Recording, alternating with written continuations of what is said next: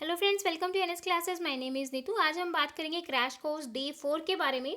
तो इससे पहले हमने तीन जो है प्रीवियस ईयर के पेपर डिस्कस कर लिए हैं, 2004, 2005, दिसंबर 2006, और आज हम बात कर रहे हैं जून 2006 की। जून, ठीक है। तो यहाँ पर हम डेली जो है एमसीक्यू की सीरीज़ है, एटलीस्ट 50 क्वेश्चन हम यहाँ पर डिस्कस कर रहे हैं। और ये जो क्वेश्चन है वो आपके HTET, KVS, DSSB, HSSC, UGC net, काफ़ी सारे एग्जाम में जो है आते हैं, क्योंकि क्वेश्चन जो है वो रिपीट होते रहते हैं। तो ये सारे ही जो क्वेश्चन आज हम डिस्कस कर रहे हैं वो कंप्यूटर साइंस के प्रीवियस ईयर के क्वेश्चन है। तो डेली मैं आपको यहाँ पर जो है कंप्यूटर साइंस के प्रीवियस ईयर के क्वेश्चन डिस्कस करवाती हूँ। अगर अभी तक आपने चैनल को सब्सक्राइब नहीं किया है तो कर लीजिए, ठीक है, जिससे आपको डेली जो है ऐसे ही अपडेट मिलती रहे। प्लस अगर आप लोग प्रिपरेशन कर रहे हैं कंप्यूटर साइंस की तो भी मेरे चैनल को सब्सक्राइब कर सकते हैं। तो चलते हैं, आज के क्वेश्चन जो है देख लेते हैं, ठीक है। तो आज हम पेपर डिस्कस करने वाले हैं जून 2006 का प्रीवियस ईयर का पेपर। तो चलते हैं, इसको डिटेल में डिस्कस कर लेते हैं। तो पहला क्वेश्चन देखो, which of the following string is the language defined the grammar, ठीक है। तो ये जो क्वेश्चन है वो आपका टीओसी से आया है। तो टीओसी जो है अभी तक आपके टीजीटी पीजीटी एग्जाम में नहीं आती। तो ये भी सिंपल क्वेश्चन है, अगर आपको नहीं आता तो इसको थोड़ा सा ध्यान से देखो। यहाँ पे देखो, एस की वैल्यू 0 और ए दे रखी है, ठीक है, और ए की वैल्यू यहाँ पर 1 और ए दे रखी है, या फिर 0 और ए दे रखी है, और ए जो है वो आपका फिर 1 पे ख़त्म हो जाता है, ठीक है। अगर मैं यहाँ पर मिनिमम स्ट्रिंग की बात करूँ तो एस जो है वो आपका 0 1 पे गया, सॉरी 0 ए पे गया, और ए की वैल्यू क्या है 1, तो यहाँ पे 0 1 कर सकती हूँ, ठीक है। अब अगर एस की वैल्यू आपकी 0 ए पे जाती है तो ए की वैल्यू आपकी 1 ए भी है, तो 0 मैंने यहाँ पे 1 पुट किया, ठीक है। तो यहाँ पे मैं 1 पुट करूँगी तो यहाँ 0 1, तो यहाँ पर आपका इस तरीके से 1 ए, तो 0 1 1 जो है आपके यहाँ पर आउटपुट हो जाएगी। तो मिनिमम जो है यहाँ पर आपको 0 1 0 0 0 1 1 इस तरीके से मिल रहा है, ठीक है। तो अब इसको डिटेल में देख लेते हैं। तो लैंग्वेज जो है वो grammar is set of string, starting जो है वो 0 से हो रही है, एंड जो है वो 1 से हो रहा है। आपको दिखाना है स्टार्टिंग किससे हुई, 0 से हुई, जैसे कि मैंने अभी आपको बताया, और एंड किससे हो रहा है, क्योंकि स्टार्ट यहाँ से हो रहा है और एंड जो है वो 1 पे हो रहा है, ठीक है। अब यहाँ पे देखो, ये 0 से स्टार्ट हो गया लेकिन एंड जो है वो 0 पे हुआ, तो ऐसा तो नहीं हो सकता। ये 0 से स्टार्ट हुआ, ये 1 से खत्म हो गया, ये बिल्कुल सही है। अब ये आपकी 1 से स्टार्ट हो गई और 1 पे ही खत्म है, लेकिन स्टार्ट कहाँ से है, अपनी 0 से, ऐसे ही यहाँ पर, तो ये भी गलत हो जाएगा। तो हमारी जो आंसर है वो क्या आ जाएगा, बी आ जाएगा, ठीक है। सेकेंड क्वेश्चन देखो, for complete graph with N vertex, complete graph दे रखा है। कंप्लीट ग्राफ आपका क्या होता है कि जिसमें सारे ही वर्टेक्स एक दूसरे से कनेक्टेड हो। कंप्लीट ग्राफ की डेफिनेशन यही होती है कि अगर मेरे यहाँ पर 4 वर्टेक्स हैं, 1 2 3 4, मतलब ए बी सी डी, अगर आपके 4 वर्टेक्स हैं तो ए जो है वो आपका डी से भी कनेक्टेड होगा, बी से भी होगा और सी से भी होगा, ठीक है। अब बी जो है वो ए से भी होगा, डी से भी होगा और सी से भी होगा, ठीक है। सी जो है वो ए से भी होगा, बी से भी होगा और डी से भी होगा। ऐसे डी आपका यहाँ से भी होगा, यहाँ से भी होगा और यहाँ से भी होगा, मतलब हर एक वर्टेक्स एक दूसरे से कनेक्टेड होगा। अब बोला total number of spanning tree यहाँ पर कितने होंगे, तो इसका फॉर्मूला होता है डायरेक्ट n की पावर n-2, ठीक है। तो इस फॉर्मूले को याद रख लेना, और ये क्वेश्चन बहुत इंपॉर्टेंट है, आपके टीजीटी पीजीटी या टेट एग्जाम में आने के चांसेस हैं, ठीक है। आगे देखो, third question, the preposition P जो है वो आपका क्यों जा रहा है, आपका यहाँ पर इंटरसेक्शन हो गया, negation of Q union P, तो ये जो है वो किसके इक्विवेलेंट होगा, ठीक है। इसको यहाँ पर सॉल्व करेंगे तो यहाँ पे जो आपका आंसर है वो क्या आ जाएगा, सी आ जाएगा, ठीक है। आगे देखो, logic of pumping lemma is a good example of, जो आपका पंपिंग लेमा है ना, ये भी आपका टीओसी का क्वेश्चन है। पंपिंग लेमा जो होता है वो अच्छा एग्जाम्पल होता है पिजन होल प्रिंसिपल का, ठीक है, क्योंकि ये हम यूज़ करते हैं पंपिंग लेमा की जो आपकी ग्रामर है वो रेगुलर है या नहीं, इस तरीके से हम प्रूव करने के लिए करते हैं। तो इसका जो एग्जांपल होगा वो क्या होगा, पिजन होल प्रिंसिपल, ठीक है। तो ए ऑप्शन यहाँ पर करेक्ट होगा। तो is a simple term of string we pumped if we inserted any number of time the resultant string will remain in L. Pumping lemma जो है वो प्रूव करता है कि फॉर इरेगुलरिटी ऑफ लैंग्वेज, मतलब जो आपकी लैंग्वेज है वो रेगुलर है या नहीं, जैसे कि मैंने बताया कि ये लैंग्वेज को प्रूव करने के लिए हम यूज़ करते हैं, क्योंकि बहुत सारी लैंग्वेज होती है टीओसी के अंदर, तो वही प्रूव करता है। और इसका जो एग्जाम्पल है वो पंपिंग लेमा और आपका क्या आ जाएगा, पिजन होल प्रिंसिपल, ठीक है। आगे देखो, लेट ए जो है वो आपका एक्स है और यहाँ पर आपकी वैल्यू वेरी कर रही है, -1 फिर एक्स और 1, ठीक है। इसका जो फंक्शन है एक्स इक्वल टू x/2, तो यहाँ पर ए और बी जो है वो आपकी इंजेक्टिव हो गए, सरजेक्टिव हो गए, दोनों होंगे या कोई भी नहीं होगा, तो यहाँ पे ये आपका इंजेक्टिव होगा, ठीक है। इंजेक्टिव क्या होता है वो देख लो। Every value in the domain will map a unique value, मतलब हर एक वैल्यू जो है वो किससे मैप कर रही है, यूनिक वैल्यू से कर रही है in codomain. Hence the function is injective, इसलिए जो आपका फंक्शन है वो क्या है, इंजेक्टिव, क्योंकि हर एक वैल्यू जो है वो क्या है, यूनिक है। But every value of domain will not be included in the range, hence function is not subjective. और जो हर एक वैल्यू है वो क्या है, रेंज में नहीं है, इसलिए क्या ये फंक्शन जो है वो सब्जेक्टिव नहीं है। ठीक है, आगे देखो, the number of ones present in the binary presentation of this. तो यहाँ पे बोल रहा है कि कितने नंबर ऑफ वंस जो है वो प्रेजेंट हैं बाइनरी रिप्रेजेंटेशन के अंदर। ठीक है, तो अब यहाँ पर देखो 3 इंटू 2⁹ प्लस 7 इंटू 2⁸, नहीं 64 आपका कितना हो जाएगा, 4 6। ठीक है, 2⁶ प्लस 5 इंटू और 8 जो है वो आपका क्या हो जाएगा, 2⁵। ठीक है, और भी है क्या यहाँ पर, अब ये 3 हाँ यहाँ पर ये 3 और 10 भी आएगा शायद, ये मैंने क्वेश्चन पूरा नहीं लिखा है क्या, मुझे समझ नहीं आ रहा कि ये 3 और 10 मैंने यहाँ पर क्या लिखा है, किस तरीके से है। हाँ ये +3 है शायद, इस तरीके से है। 3 into 512 plus 7 into 64 plus 5 into 8 plus 5 plus 3 और फिर इस तरीके से 10।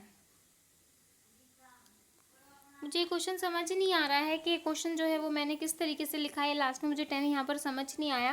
ठीक है, तो इस क्वेश्चन को हम बाद में करेंगे डिस्कस। ठीक है, इसको मैं थोड़ा और अच्छे से समझा दूँ क्योंकि ये क्वेश्चन इंपॉर्टेंट है, कई बार एग्जाम में रिपीट हुआ है आपके, तो इसको हम थोड़ा और अच्छे से कर लेंगे, बोर्ड पे मैं एक्सप्लेन कर दूंगी।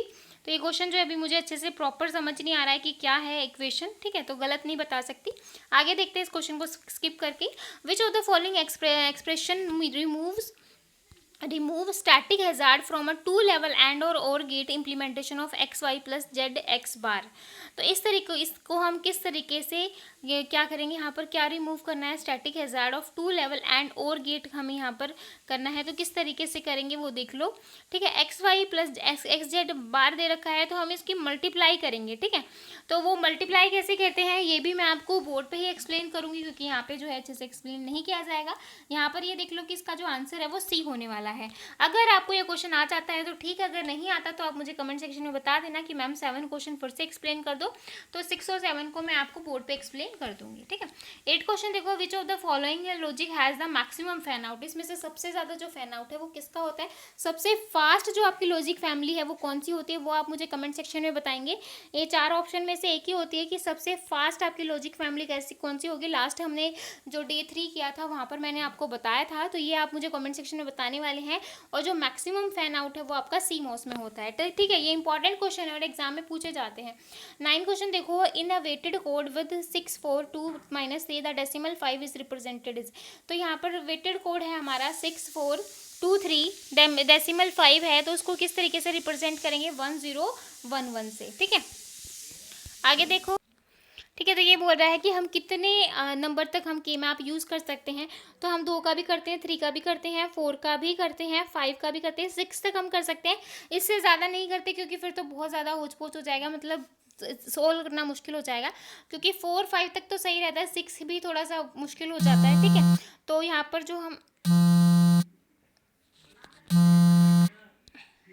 एक सॉरी फॉर डिस्टर्बेंस। ठीक है, तो आई होप कि आप इन सारी चीज़ों को इग्नोर करोगे। ठीक है, तो अभी मैंने जो फ़ोन को एयरप्लेन मोड में कर दिया है, कोई डिस्टर्बेंस नहीं होगी। तो 10 क्वेश्चन हो चुके हैं। 11 क्वेश्चन देखो, what is the output of the program segment. यहाँ पे जो है स्टार लगा हुआ है, आई थिंक ये इस क्वेश्चन के जो है सबको मार्क्स मिले होंगे क्योंकि यहाँ पर जो आउटपुट है वो बिल्कुल किसी की भी करेक्ट नहीं है, आंसर मैच नहीं कर रहा था, तो ये जो यूजीसी ने सबको ही मार्क्स दिए थे। ठीक है, तो आगे 12 क्वेश्चन देखो, static variable is 1। Static variable जो है वो आपका क्या होता है, which can not B initialised, जो इनिशियलाइज नहीं कर सकते। विच इज़ इनिशियलाइज्ड वंस, इसको हम एक बार इनिशियलाइज कर सकते हैं। Commitment of execution and can not be change at run time. C देखो, which retain its value throughout the life of the program. तो स्टैटिक वेरिएबल आपका क्या होता है कि रिटेन वैल्यू थ्रू आउट होती है जो लाइफ ऑफ द प्रोग्राम होता है, तो यहाँ पे सी ऑप्शन जो है वो आपका करेक्ट होगा। Which is the same as automatic variable but is placed at the head of the program. तो यहाँ पे जो है बाकी के ऑप्शन करेक्ट नहीं होंगे, सी ऑप्शन जो है वो आपका करेक्ट होगा। 13 क्वेश्चन देखो, 13 में भी स्टार लगा हुआ है, तो इस क्वेश्चन में भी जो है आपको क्या मिला था, ग्रेसिंग मार्क्स मिले थे। तो यहाँ पर दे रखा है int N num is equal to 0, do minus minus num, print of percentage D num, और नम को फिर प्लस प्लस करवा दिया, और while num is greater than equal to 0। तो यहाँ पे ये बताना है कि कितना वो चला है। तो यहाँ पे चारों ही ऑप्शन यहाँ पर मैच नहीं हो रहे हैं, तो शायद इस वजह से यूजीसी ने इसको क्या देता था, तो ग्रेसिंग मार्क्स दे दिए थे। ठीक है, 14 भी यहाँ पर स्टार लगा हुआ है। शायद इस जब 2006 में पेपर हुआ था तो काफ़ी सारे लोगों को मार्क्स मिले होंगे। ठीक है, तो function S print work like print of but operate on. ठीक है, जो फंक्शन है एस प्रिंट वो किसकी तरह वर्क करता है, लेकिन print of but operate on किसकी तरह ऑपरेट करेगा, आपका स्ट्रिंग की तरह ऑपरेट करेगा। तो यहाँ पे डी ऑप्शन जो है आपका करेक्ट हो जाएगा। 16 क्वेश्चन, सी लाइब्रेरी का जो फंक्शन है वो देख लो। यहाँ पर थोड़ा डिटेलिंग देख लेते हैं। S print of is use to store formatted data as a string, it is use to create string as output using formatted data. ठीक है, तो ये स्टोर करवाता है डेटा को फॉर्मेट करने के लिए स्ट्रिंग को, और ये यूज़ करते हैं स्ट्रिंग को क्रिएट करवाते हैं आउटपुट यूजिंग फॉर्मेटेड डेटा। ठीक है, आगे देखो 16 क्वेश्चन देखो। Relation A B C D E F is given following set of functional dependencies. तो ये आपका डेटाबेस मैनेजमेंट सिस्टम का है, और यहाँ पे ये पूछ रहा है कि यहाँ पर कैंडिडेट की आपकी क्या होगी। तो कैंडिडेट की वो होती है जिसमें सारे ही वेरिएबल आ जाएं। तो यहाँ पे देखो, अगर मैं यहाँ पर ए लेती हूँ तो ए से हम किस पे जाएंगे, ए पे तो जाएंगे ही जाएंगे, फिर बी पे जाएंगे, फिर ए से ए बी से, फिर यहाँ पे ए बी मिल गया है तो बी से आपको एफ जा रहे हो, तो एफ से आप कहीं पे भी नहीं जा रहे, तो ए से आपको सिर्फ यही मिले, तो ये तो कैंडिडेट की होगी नहीं।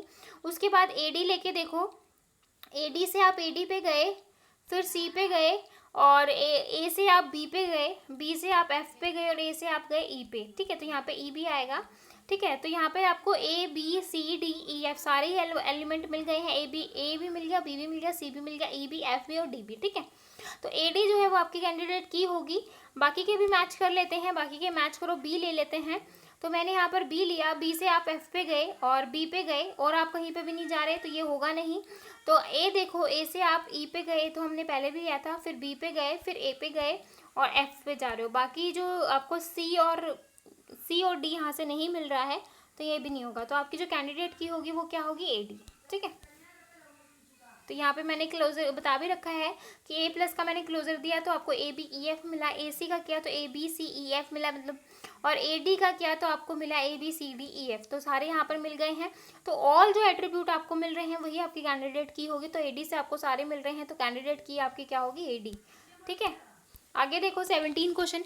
Immediate update as a recovery protocol is preferable when. Immediate update जो है रिकवरी प्रोटोकॉल में, उसको हम क्या प्रीफर करेंगे, database read more than writes, write are more than reads. ठीक है, that does not matter as it good in both the situation, there are only writes. ठीक है, तो इमीडिएट अपडेट जो है रिकवरी प्रोटोकॉल वो आपका क्या होगा, write are more than reads. तो यहाँ पर राइट होंगे एज कम्पेयर टू रीड, तो यहाँ पे बी ऑप्शन जो है वो आपका करेक्ट होगा। ठीक है, 18 क्वेश्चन देखो, which of the following statement is wrong. इनमें से कौन सी स्टेटमेंट जो है वो गलत होगी। To phase locking protocol suffer from deadlock, जो टू फेज लॉकिंग है वो सफर कर रही है डेडलॉक से। टाइम स्टैम्प प्रोटोकॉल सफर कर रहा है मोर अबाउट से। Time stamp protocol suffer from more cascading roll back, whereas two phase locking protocol do not. ठीक है, या फिर नन ऑफ दीज। तो यहाँ पे जो आपका करेक्ट क्वेश्चन आंसर आ जाएगा। ठीक है, तो यहाँ पे जो आपका आंसर आएगा वो नन ऑफ दीज आएगा।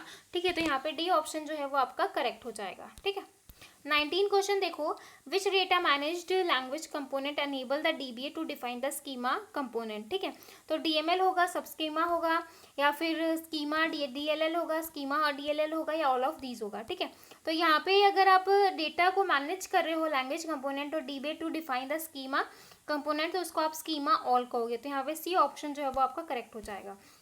20 क्वेश्चन देखो, सब class having more than one super class is called. सब क्लास जो है वो हैव करिए क्या, more than one super class, तो उसको क्या कहोगे, कैटेगरी कहोगे। ठीक है, तो आज की वीडियो में हम 20 क्वेश्चन ही डिस्कस करेंगे, उससे आगे वाली वीडियो में बाकी के जो 30 क्वेश्चन है वो डिस्कस करने वाले हैं। आई होप आपको ये 20 क्वेश्चन जो है वो समझ में आए होंगे। अगर आपको इन 20 क्वेश्चन में कोई भी डाउट है तो आप मुझसे कमेंट करके पूछ सकते हो। ठीक है, तो फिर मिलेंगे ऐसी ही नई वीडियो के साथ, तब तक के लिए बाय एंड थैंक यू।